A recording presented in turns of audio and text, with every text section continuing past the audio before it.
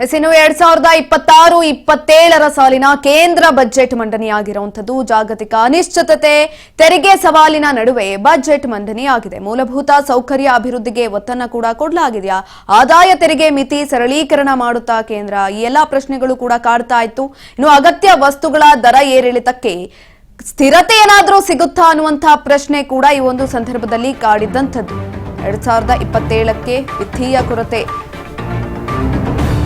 ತೆರಿಗೆ ಬಾಕಿ ಉಳಿಸಿಕೊಳ್ಳುವವರಿಗೆ ಶಾಕ್ ಕೊಟ್ಟಿದೆ. ಈ ಬಾರಿಯ 2026-27ನೇ ಸಾಲಿನ ಕೇಂದ್ರ ಬಜೆಟ್ ತೆರಿಗೆ ಬಾಕಿ ಉಳಿಸಿಕೊಳ್ಳುವವರಿಗೆ ಶಾಕ್ ಕೊಟ್ಟಿರುವಂತದ್ದು.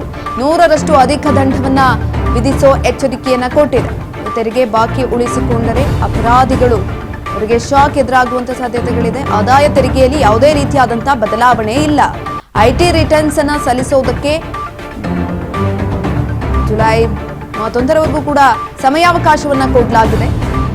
ITR 1 ಮತ್ತು 2ಕ್ಕೆ ಜುಲೈ 31ರವರೆಗೂ ಕೂಡ ಅವಕಾಶವನ್ನು ಕೊಟ್ಟಿರುವಂತದ್ದು. ವೈಯಕ್ತಿಕ ಆದಾಯ ತೆರಿಗೆ ಪದ್ಧತಿ ಯಥಾಸ್ಥಿತಿಯಲ್ಲಿರುತ್ತೆ, ಅದರಲ್ಲಿ ಯಾವುದೇ ರೀತಿಯಾದಂತಹ ಬದಲಾವಣೆಗಳಿಲ್ಲ. ಹಿಂದಿನ ವರ್ಷದಂತೆಯೇ ಈ ವರ್ಷವೂ ಕೂಡ ಮುಂದುವರೆತಾ ಹೋಗುತ್ತೆ. ಆದಾಯ ತೆರಿಗೆ ಇಲಾಖೆಯಲ್ಲಿ ಯಾವುದೇ ರೀತಿಯಾದಂತಹ ಬದಲಾವಣೆಯನ್ನ ಈ ಬಾರಿ 2026-27ರ ಸಾಲಿನ ಕೇಂದ್ರ ಬಜೆಟ್ನಲ್ಲಿ ಘೋಷಣೆಯನ್ನ ಮಾಡಿಲ್ಲ. ಜಾಗತಿಕ ಅನಿಶ್ಚಿತತೆ ತೆರಿಗೆ ಸವಾಲಿನ ನಡುವೆ ಬಜೆಟ್ ಘೋಷಣೆಯಾಗಿರುವಂಥದ್ದು. ಐಟಿ ರಿಟರ್ನ್ ಸಲ್ಲಿಕೆ ಮಾಡೋದಕ್ಕೆ ಜುಲೈ 31ರವರೆಗೂ ಕೂಡ ಅವಕಾಶವನ್ನ ಕೊಡಲಾಗಿದೆ.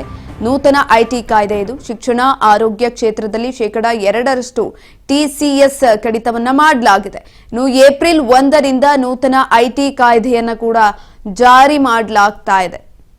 ನೂತನವಾದಂತಹ ಐಟಿ ಕಾಯ್ದೆಯನ್ನು ಜಾರಿ ಮಾಡಲಾಗ್ತಾ ಇರುವಂತದ್ದು. ಇನ್ನು ಬೈಕ್ ಅಪಘಾತ ಪರಿಹಾರ ವಿಮೆ ಹಣಕ್ಕೆ ತೆರಿಗೆ ಇಲ್ಲ, ಯಾವುದೇ ರೀತಿಯಾದಂತಹ ತೆರಿಗೆಯನ್ನ ವಿಧಿಸಿಲ್ಲ. ಐಟಿ ರಿಟರ್ನ್ ಸಲ್ಲಿಕೆಗೆ ಜುಲೈ 31ರವರೆಗೂ ಕೂಡ ಅವಕಾಶವನ್ನ ಮಾಡಿಕೊಡಲಾಗಿದೆ. ಶಿಕ್ಷಣ ಆರೋಗ್ಯ ಕ್ಷೇತ್ರದಲ್ಲಿ 2% TDS ಕಡಿತವನ್ನ ಮಾಡಿರುವಂಥದ್ದು. ತೆರಿಗೆ ಬಾಕಿ ಉಳಿಸಿಕೊಂಡಿರುವ ಅಪರಾಧಿಗಳು ಈ ಕುರಿತಾಗಿ ಈಗಾಗಲೇ ಕೆಲವೊಂದಷ್ಟು ರೀತಿಯಾದಂತಹ ಬದಲಾವಣೆಗಳನ್ನ ಮಾಡಲಾಗುತ್ತೆ ಅಂತ ಅನ್ಕೊಂಡಿದ್ರು. ಅದೇ ಯಾವುದೇ ರೀತಿಯಾದಂತಹ ಬದಲಾವಣೆಗಳಾಗಿಲ್ಲ. ಐಟಿ ರಿಟರ್ನ್ ಸಲ್ಲಿಕೆಯನ್ನ ಮಾಡೋದಕ್ಕೆ ಜುಲೈ 31ರವರೆಗೂ ಕೂಡ ಅವಕಾಶವನ್ನ ಮಾಡಿಕೊಡಲಾಗಿದೆ. ಏಪ್ರಿಲ್ 1ರಿಂದ ನೂತನ ಐಟಿ ಕಾಯ್ದೆಯನ್ನ ಜಾರಿಗೆ ತರಲಾಗುತ್ತೆ. ವೈಯಕ್ತಿಕ ಆದಾಯ ತೆರಿಗೆ ಪದ್ಧತಿ ಯಥಾಸ್ಥಿತಿಯಲ್ಲಿ ಮುಂದುವರಿಯುತ್ತೆ. ಸಾಮಾನ್ಯವಾಗಿ ಬೈಕ್ ಅಪಘಾತ ಪರಿಹಾರ ವಿಮೆ ಹಣಕ್ಕೆ ಯಾವುದೇ ರೀತಿಯಾದಂತಹ ತೆರಿಗೆಯನ್ನ ವಿಧಿಸಿಲ್ಲ.